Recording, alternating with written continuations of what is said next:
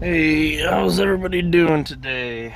So, I'm sitting here waiting for, well, I thought was my sister was going to be meeting me here, and we were going to get together for lunch, but it sounds like she's not going to be able to make it.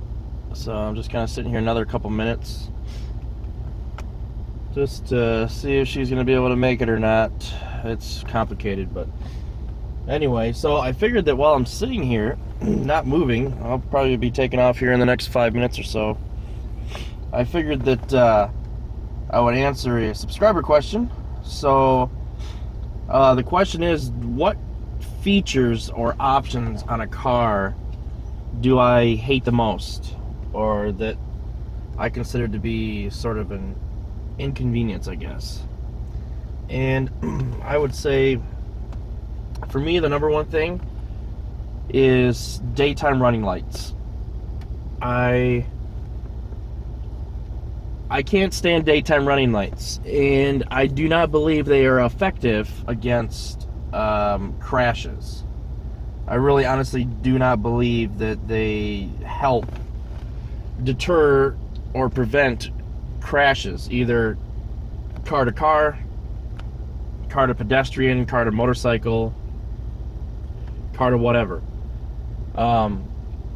Now, I do, on the other hand, like automatic lights, as long as you have the ability to override those lights. My dad had a 2000 S10 Extreme, and it had the automatic lights, and he hated them.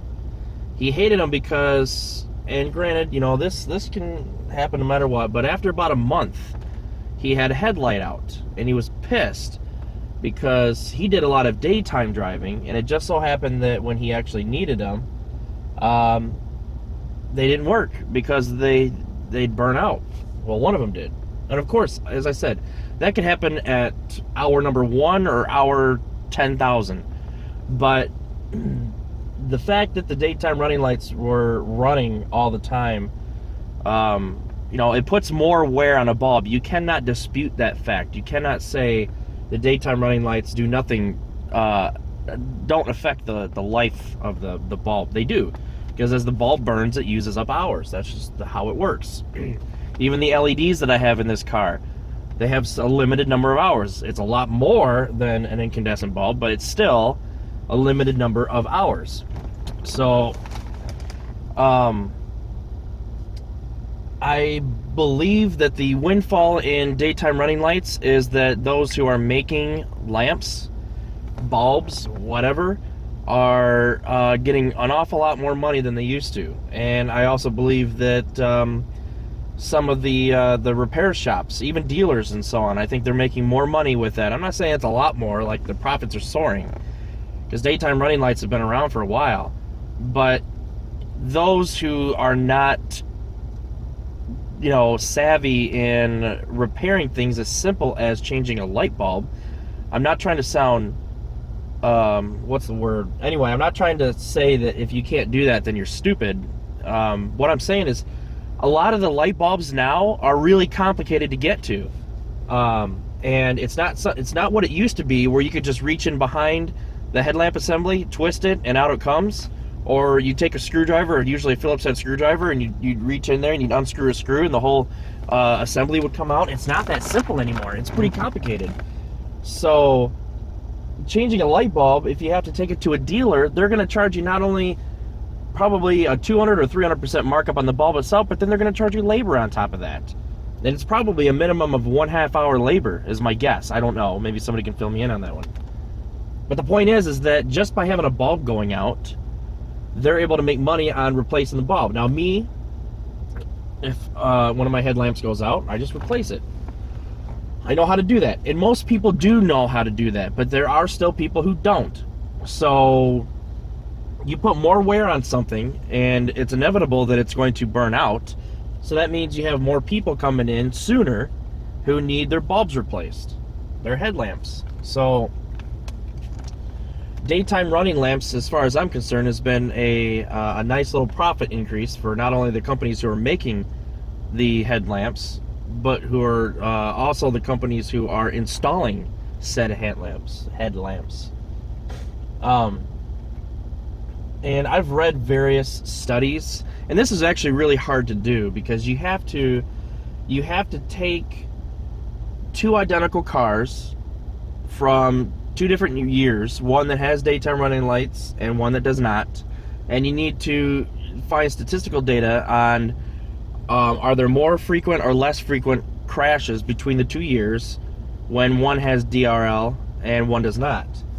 And it's pretty difficult to do something like that because you don't know about the situation. You know, maybe the bulbs were burned out, maybe the person deactivated them. I mean, there's variables in there, but you know, you can get a good idea.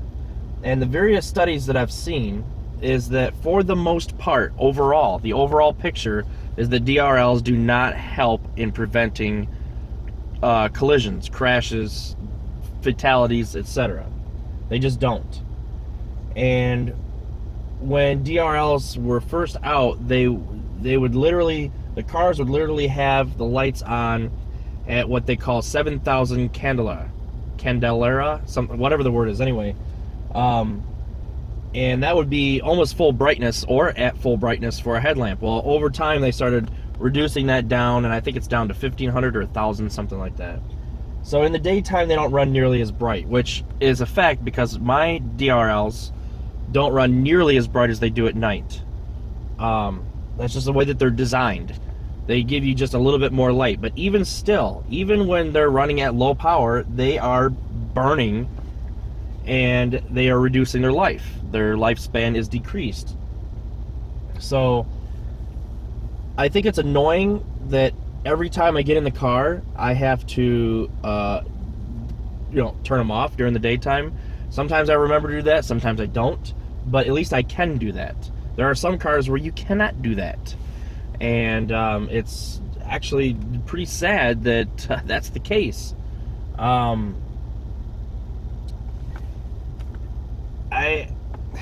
I would like to be able to say that the DRL does help, but in my honest opinion and based on the studies that I've read, and there's several of them, I don't think DRLs help at all.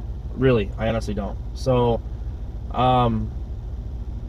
yeah, I mean, there's just no point. Okay, now automatic lights, as I was kind of going into, automatic lights I think are a good feature for those. For me, my Yukon and my 84 Blazer and my 1990 IROC Z did not have automatic lights, and that doesn't mean that I forgot to turn them on. If it's dark out, I would turn them on, okay? And I think most people would turn their lights on at night. However, I do believe that the sun sensor in this thing, if it gets to a certain point, so maybe it's not completely dark, you can still see just fine, it'll turn on the lights. And I do think that in that respect, I think they do help a little bit because it is easier to see for oncoming cars, other cars. So you're looking at like dawn and dusk, maybe they would come on, and I do think that helps a little bit. I like the fact that I don't have to worry about turning them on or off. I think that's great. Now, of course, turning them off, I obviously, if I have an option to manually turn them on, so I've got the fog lights are on, now the headlamps are on, and I can turn those off or to auto. And of course, if I bring this back all the way, then I can turn them manually off or manually on, but then the next time I start my car, then they're back to auto, unless I leave that switch in a bad spot. So I do like the convenience of automatic lights. I really do. Not that it was inconvenient for me to have to pull out a lever to get my lights to turn on, but how many times have you left your lights on? And my Blazer, it happened quite a few times. Not that it was a problem, but just when I was running into the store real quick, I would leave them on by accident or something like that. I mean, we've all left our lights on. You're all, how many times have you been in a store or somewhere and they'll say, with the owner of the you left your lights on? I mean, it happens. It's just something that happens. No matter what becomes habit, it happens. And when you're in a fully lit parking lot like this one here, and you leave your lights on, sometimes you just don't realize it. I mean, that's just the way that it is. And a lot of times they'll have a beep or something that will, as soon as you open the door, it'll beep at you to let you know you left your lights on. But I do like the automatic lights. I just don't like daytime running lights. I think they're a joke and just put a lot more wear than it should on the bulbs. So, another thing, and since my sister isn't here yet, let's see what time it is. Yeah, all right, she's not. So I guess I'm gonna go ahead and take off. But another thing, I can't stand automatic windows. And the thing with these automatic windows is when you, okay, that's cool that you don't have to hold down the button for 3 seconds to get the window to go all the way down, but it doesn't go the other way. And I would actually like there to be you gotta kind of tap it to get it where you want it, because if you hold it down for too long, then it goes down. So I'll be driving down the road, and I'll be focused on the road, and I'll want to roll this window down, but I don't have the ability to multitask enough where I get it just right. See, I didn't take long at all, and it goes. So I think the automatic windows are kind of a pain in the butt. I really do. They're a convenience if you have a plan to roll your window down completely, like when you're at a drive-through or something. But it'll be pouring down rain or something, and I'll still want a little bit of air, so I'll crack them a little bit, but the damn thing's a roller down. Then you quickly gotta roll them back up, or you gotta make sure you hit the up button before they go all the way down. And I just think they're just kind of stupid, in my opinion. I know they're very convenient. That's the thing, and that's the way cars are going, is convenience. What is convenient? Can you take out one more step of the you having to do any work? So I just find those annoying. That's just me. I know a lot of people find that they're effective, that they like them, and my wife loves them, and I don't know, I just don't care for them very much at all. And I hate, and this is car dependent. This all depends on the car. But in this particular car, I hate the fact that the unlock all 4 doors, and you have to hold it down to the left in order to open the trunk. I end up just using the key fob, because why would you want to unlock all your doors in order to get the trunk to unlock? I just think it's stupid. I really do. Combining those two is dumb. So like I said, I use the key fob, because you put wear and tear on the locks on the doors you don't open. 95% of the time that I drive this car, I'm by myself. So why would I want to unlock all the rest of the doors? If I need to get groceries in the back or something like that, then I'll unlock the doors. But every time, like I set this thing, when I first bought this car, the automatic locks unlocked every door as soon as I put it in park. Well, I've got it set so it only does that. Not only does it only unlock this door, the driver door, but it will only unlock them when I actually take the key out of the ignition. Because there's a lot of times when I'll park, like now, I'm parked, I'm not leaving the car, so why should my door unlock just because I park? I don't know, I just think that feature's cool.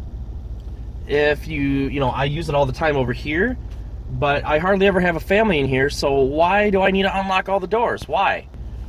And then, when I do have the family here, then I know that as soon as I turn it off, either my wife reaches over and unlocks all the doors, or I reach over and unlock all the doors. That's fine. But I do like the automatic locks, where it automatically locks the car. I do like that. I think that's very effective, security-wise, and it definitely beats manual door locks, where in the old days, I can remember my parents drove a 78 Dodge Diplomat. For those of you who don't know what that is, decent little car, had a straight 6. It was a Chrysler. Dodge Diplomat. And I'm gonna go ahead, it looks like I'm running pretty close here on time, so I'm gonna splice in another video here in a second while I drive, because I'm running out of room here. Alright, so it was a 1978 Dodge Diplomat, and it had manual doors all the way around. And I can remember some of the times that we'd be driving through kind of a bad neighborhood or bad area or whatever. I know we went through Detroit a couple of times to pick up whoever at the airport, and I can remember my mom would say, all right, everybody lock your doors. And there's a funny scene in Vacation, National Lampoon's Vacation. There's a funny scene when roll them up and, you know, lock your doors or whatever. I mean, I do think that automatic locks are very effective because you don't have to worry about reaching behind and locking, you know, your kid's door or something like that. That you know, they just automatically lock. I do like that feature. I think it's great. And then automatically unlocking this door, because obviously when I've turned the key to off and pulled out the key, that's what I like about this. I could turn it to off and it's still not going to unlock that door. It only does as soon as I pull out the key. So the car assumes that, and this is a good thing on the engineer's part, they actually thought about this one. The car assumes that when I pull the key out, I'm probably going to be leaving the car. So a great feature. I do honestly agree with that. And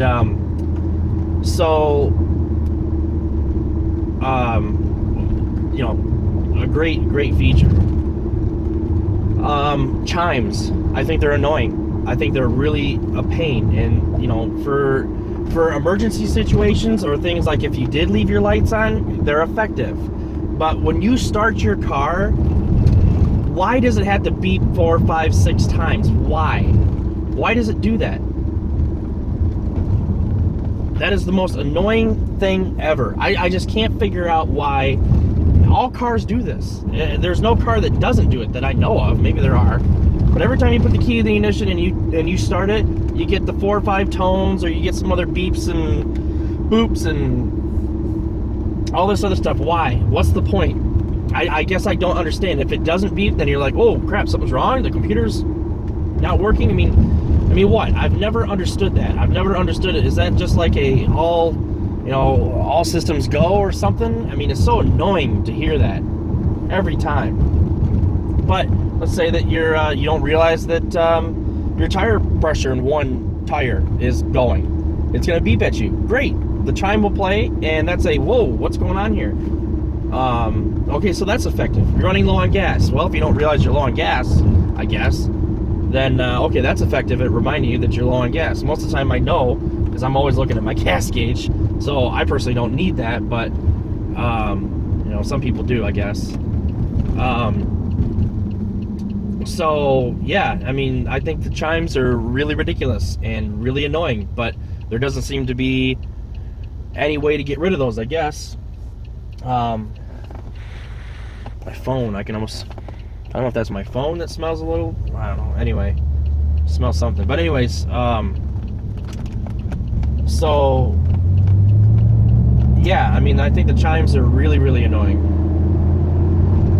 but they're always there. Mine are not, because I actually have something wrong with my radio, and my radio is responsible for the chimes, because the chimes go through the speakers. Back in the old days, it used to be that you had something underneath the dash, a little buzzer that would be underneath the dash that would make a sound during certain events, like you left your keys in the car, or you're just starting the car, or something like that. Now everything goes through the speaker system, so once you lose your radio, then you've lost your chimes.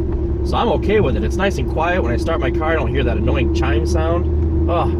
But that's just me. Maybe some other people like the chimes. I don't leave my lights on personally. I never turn them on manually. You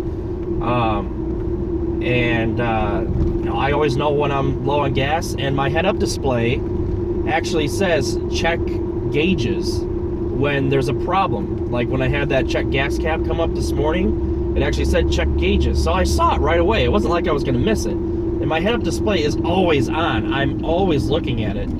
Always checking to see what speed I'm going. So there's no way for me to miss something like that. It's just, you know, not going to happen.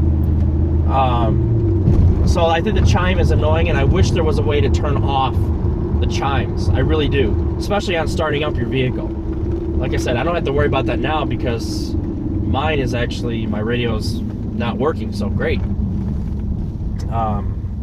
But those of you who don't have head-up displays, that would be a great thing to have for certain situations. So yeah, I mean, there's some features of cars that we really need, or that really help out, like stability control, And traction control, I think, is kind of iffy on whether or not. I mean, yes, it does help you get going. There's no doubt about that. Stability control helps keep you on the road and not in, somebody else's lane if you lose control of your vehicle. There's great advancements in automobile technology, just wonderful advancements. But there are some annoying things with technology as well, with the advancements of cars and so on. So I've named off a couple of things, kind of minor quibbles, I guess. But so anyways, that's pretty much all I really have for today. I've just been working really hard on this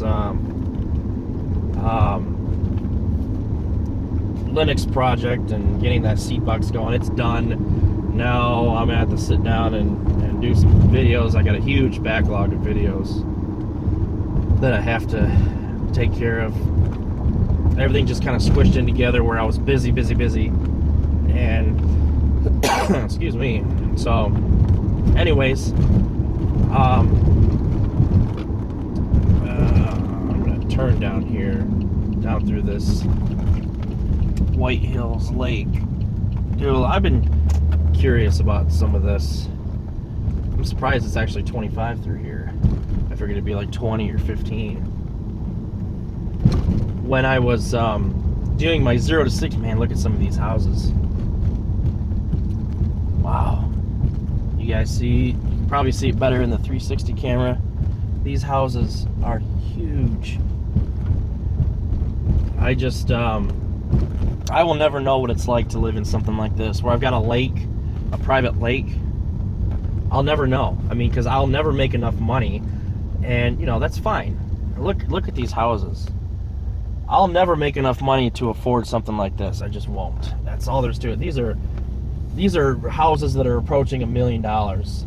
But for me personally, I would rather have a big yard, lots of land, like minimum of 10 acres, than live in a really big house like this. And I guarantee you that a lot of these people who live here are close to paycheck. Their debt to income ratio is probably through the roof.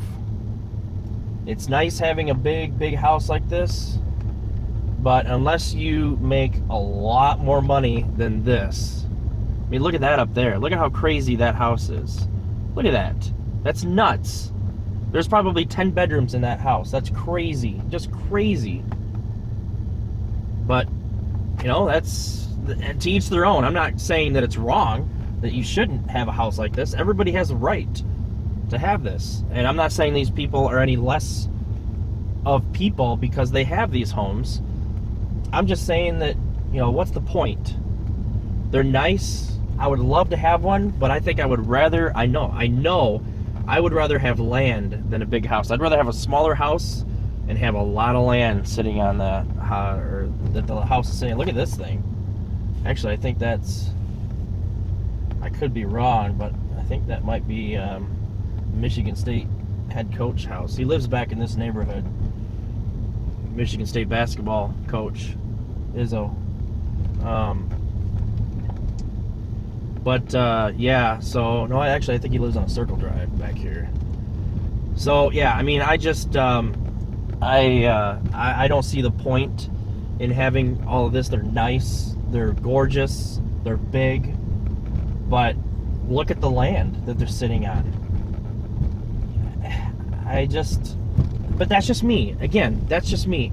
I don't fault anybody here in this neighborhood, but I'm not jealous, honestly.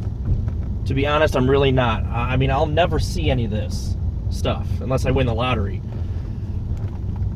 So there's no point in lusting after something that you know that you're never going to be able to afford. I've got goals in life. Kids always come first. I've got goals for owning, certain cars that are reasonably obtainable for me in my income bracket. So, when it comes to those things that I can actually honestly achieve, then yes, I do look forward to things like that, and I do lust for things like that. But when it comes to, you know, a super duper house that I'll never be able to afford, there's no point.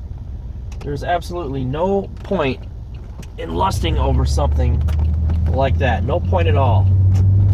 Because I'll never get it. And I don't have a desire to get something like that. I really don't. So anyway, nice homes. Probably nice people. Don't have a problem with them or their neighborhood. It's just amazing how gorgeous those homes look and how much room they have. Just amazes me. But, you know, I'd rather have something like this up here. This great big piece of land over there with a house. Yeah, it's a smaller house, but it's got the land, and that's just me. Again, that's just me. I've seen some subscribers of mine who pull into driveways that are just with houses that are just gorgeous, and there's a little bit of a jealousy there on my part, thinking, okay, well, how did you get something like that? But quite honestly, I would much rather have this land, the trees, the grass, that stuff. So yeah, I mean, cool.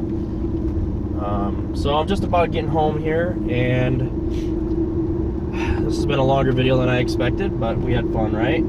So I will definitely catch you guys all later. You all have a good day. Looks like it's gonna rain, and I did that by accident. So shit, there we go. So anyway, I will catch you guys later then, okay? So take care.